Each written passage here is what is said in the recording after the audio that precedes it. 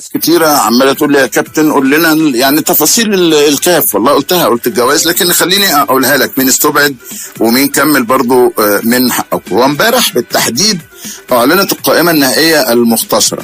المرشحين لافضل لاعب: محمد صلاح من مصر نجم ليفربول، فيكتور اوسمين من نيجيريا نجم جالاتا سراي، اشرف حكيمي من المغرب نجم باريس سان جيرمان. هتسالني انا شخصيا هقول لك اشرف حكيمي هو اللي هيفوز هذه المره، لان كنت موجود السنه اللي فاتت وشفت قد ايه الغضب اللي حصل من المغاربه لما يعني ما فاز بيها اشرف حكيمي، وفاز بيها اظن لوكمان النيجيري، وكان يستحق عن جداره الحقيقه اشرف حكيمي. لكن السنه دي بقى واخد بطوله اوروبا، واخد الدوري، واخد السوبر، واخد كل البطولات. صحيح هو مصاب ربنا يشفيه ويعافيه، لكنه اعتقد انه اشرف حكيمي هو المرشح الاقوى والاكبر للفوز بلقب افضل لاعب في افريقيا.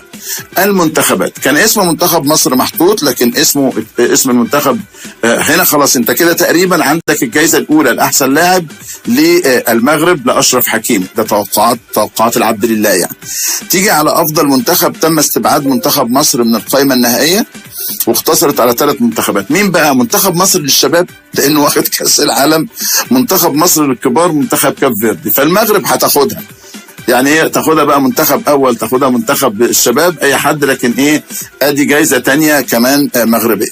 افضل نادي: بيراميدز، نهضه بركان، سان داونز. بيراميدز ياخدها مرتاح، نعم مرتاح تماما، يعني فايز ببطولة افريقيا وفايز ببطولة السوبر ومكمل في بطولة الانتر كونتيننت، وبالتالي هو نادي بيراميدز افضل نادي هنا، اول جايزة بعيدا عن المغرب. افضل مدرب: اتشال اسم كابتن حسام حسن واتبقى بوبيستا مدرب الراس الاخضر، محمد وهبي مدرب المغرب، وليد الركراقي مدرب المغرب للشباب، وليد الركراقي مدرب المغرب للكبار. هنا جايزة مغربية، هذا او ذاك، هذه جائزة مغربية أخرى أعزائي المستمعين.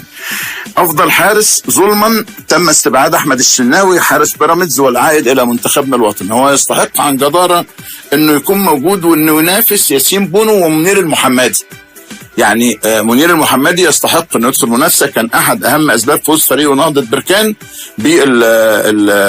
ببطوله الكونفدراليه، ده حقيقي يعني.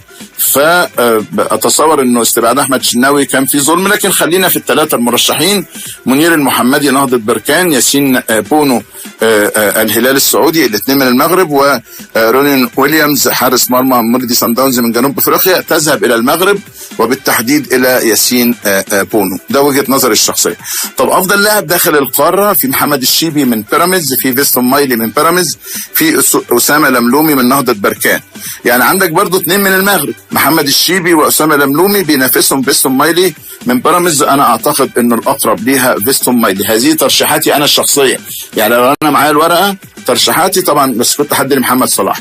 افضل لاعب شاب: عبد الله وزان المغرب، عثمان معمة المغرب، وعثمان معمة ده خد احسن لاعب في كاس العالم للشباب، تايلون سميث جنوب افريقيا، كوينز بارك رينجرز، اما عبد الله وزان بيلعب باياكس وعثمان معمة بيلعب في واتفورد. انا اعتقد ان عثمان معمة هو الافضل وهياخدها باكتساح. مغرب تاني. المرشحات لافضل لاعبه شابه: تم استبعاد حبيبه عصام من مصر، واقتصرت على غزلان الشباك المغرب، سناء مسودي المغرب، رشيدات اجيباد من نيجيريا. انا اعتقد ان غزلان هي الاقرب لهذه الجائزه.